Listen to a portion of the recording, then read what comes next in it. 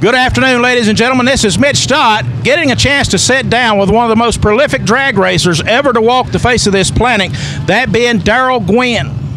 Him and his dad, Jerry, was a massive threat in the NHRA top fuel ranks back in the 80s and the early 90s before a tragic accident left Darrell unable to compete and leaving him paralyzed.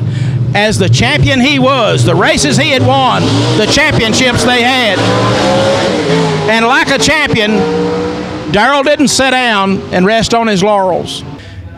Darrell has used his stage and his voice to bring awareness as well as assistance to hundreds and thousands of people.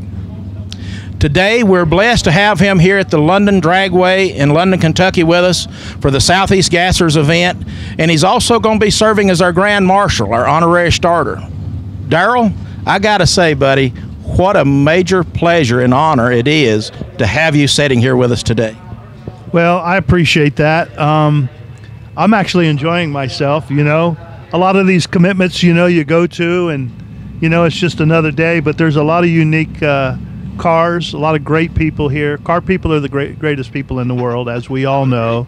And this just reminds me of racing with my dad back in the late 60s, early 70s with the gassers and the modified eliminator with the high revving 4 speeds and all that. And I just digging seeing some of this out here with, and I love your rules and I love what you guys stand for here at Southeast Gassers. So I contacted Quayne and wanted to come by and see what this was all about. I was kind of in the neighborhood on vacation. I'm headed towards the U.S. Nationals.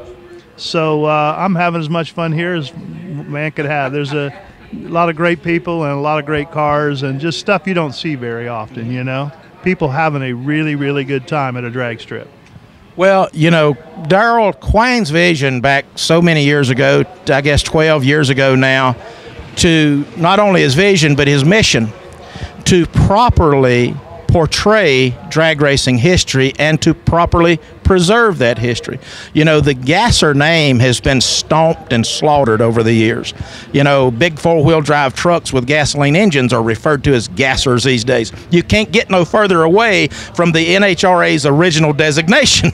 And so, you know, but this is a true representation of what it is.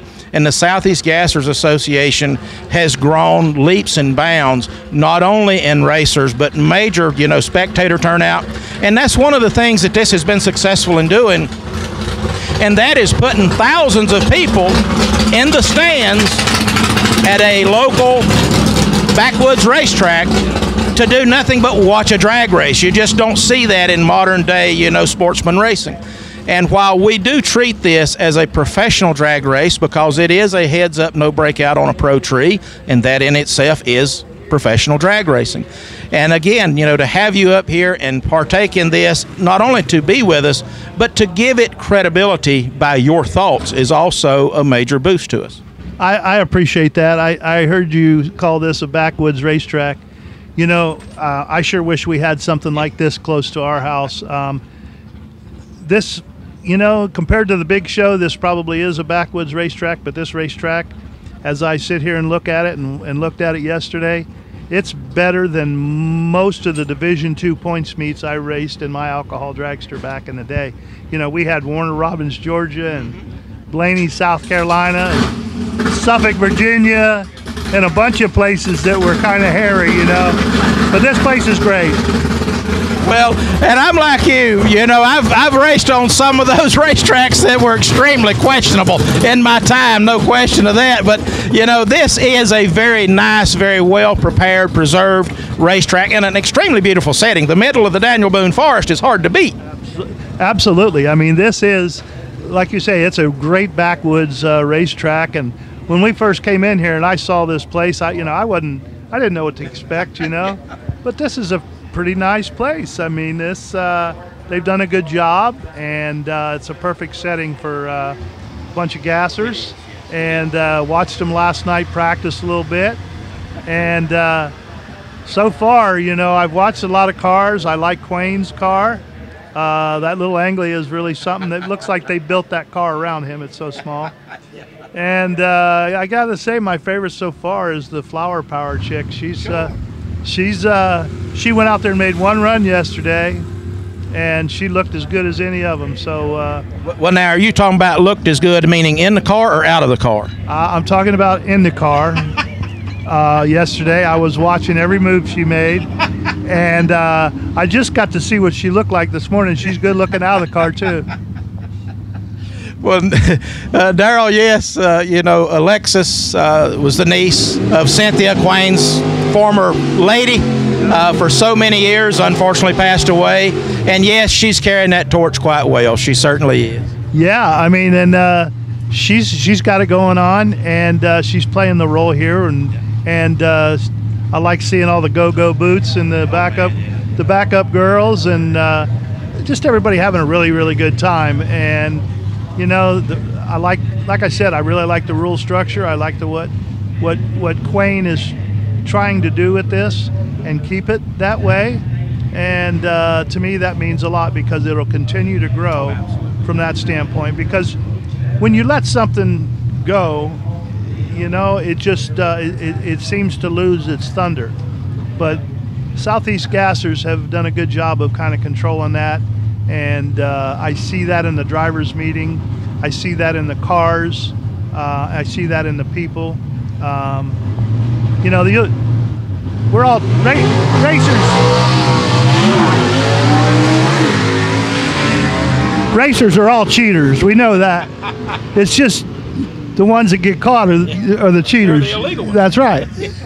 Well, Darrell, the thing of it is preserving something like this. We've had people say, well, if you're not advancing, it's going to get stale. If it's the same rules year, same cars year. I said, no, wait a minute.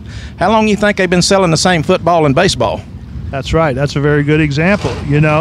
Except these people are, they're really good people, and like I said earlier, car people are the greatest people in the world. And whether it's a car show or any kind of car event, I'd rather be sitting here than anywhere else, because most of these people are friends. I see them at other parts of the country, and I'm headed to the U.S. Nationals because down in South Florida, I don't have a bunch of racing friends, so I got to go find them. So got a lot of great friends across the country, and that's what I'm kind of doing now on vacation. And as I seek opportunities to visit, I'm also seeking opportunities for the Miami Project to cure paralysis from a donor standpoint. I've been to several donors' homes and met with them regarding the Miami Project to cure paralysis, which I supported prior to my accident. Yes, you did. And so, it's actually, it's good for me. I get to see those people face to face, meet with them about the future of the Miami Project and all the great things we have going on in the Christine E. Lynn Center and the Lewis Pope Life Center. We built a new rehab center that's phenomenal down there. And, I'm kind of killing two birds at one stone and having a good time, and that's what I like to do. Well, God is good. God is good, that's right. And as long as I can do this, I will. I have a new motorhome coming, and I'll continue to seek out opportunities like this to go have fun and meet people, and there'll be a day I can't, so I'm going to do it until I can. No question, buddy. Well, listen, there is some old news and some new big news coming up about you. The old news is you and your dad, Jerry, are in the Darlington International, or the Darlington Hall of Fame. Garlet's Hall. I'm sorry. The Don Garlet's Hall of Fame. I'm Mitch. I still make mistakes. The Don Garlet's Hall of Fame, and you've been in that like 10 and 15 years respectfully. But I'm going to let you tell them exactly what you've got coming up. This very well deserved, Darrell, and extremely exciting. Well, I got a phone call a few months ago from the International Motorsports Hall of Fame of America, which is the biggest Hall of Fame in all of motorsports. They pick one drag racer, one NASCAR, one motorcyclist, one boat racer, et cetera, et cetera. And I'm going in with some great honorees in March. It's in Daytona, down at the museum down at Daytona, and a place that I love, Daytona. It's right down there in the in the in the surroundings of that big speedway. And when I got that call, I was very honored and humbled, and to have the Gwynn name in that Hall of Fame means a lot. I have a lot of people to thank for that Hall of Fame, and a lot of them are going to be there because it takes a really good team behind you to do the things that we did. Yes. And I recognize that. And we started out with some volunteer crew members that were airline mechanics when I started racing, and I figured if they were good friends as well. And I said to myself and my dad, I said, if they can work on airplanes, surely they can work on. They can work on my race car. And Chris Cunningham, to this day, he's an assistant crew chief on John Force's car, or Robert Height's car. And he started with me when he was 14 years old. He's how old? No, he started with me when he was 14 years old. How about that? Yeah, and he was there for every win I ever had as a driver. He was there for every run I ever made as a driver. And him, and along with a bunch of other great people that have been with me for so long. We lost his dad several years ago that was with me forever. But again, it takes great people. Oh, yes. And I had a lot of great people, including my dad, my mom, my parents, that supportive of all that. And I sometimes ask my dad and mom, what were you thinking letting a 19-year-old kid drive a semi across the Canadian border with his 18-year-old girlfriend and her 14-year-old brother, Chris Cunningham? I often ask that because you don't see that anymore these days. And we got to the border and they about stripped us because they thought we stole everything because they'd never seen anything like that before. And now that I look back on it, 19 years old to be driving across country. Dad was crazy.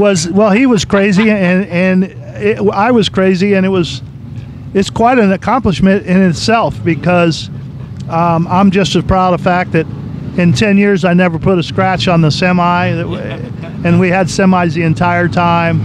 So that's something I'm proud of. I miss driving my truck.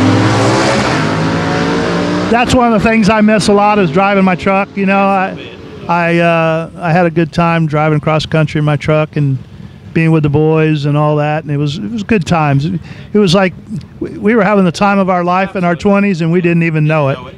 And Darrell, that's the same. I traveled the country like you did for a number of years, and a similar story. My son Donovan was about 12, and I had to go to the bathroom. We were going down the road, and I put him under the seat.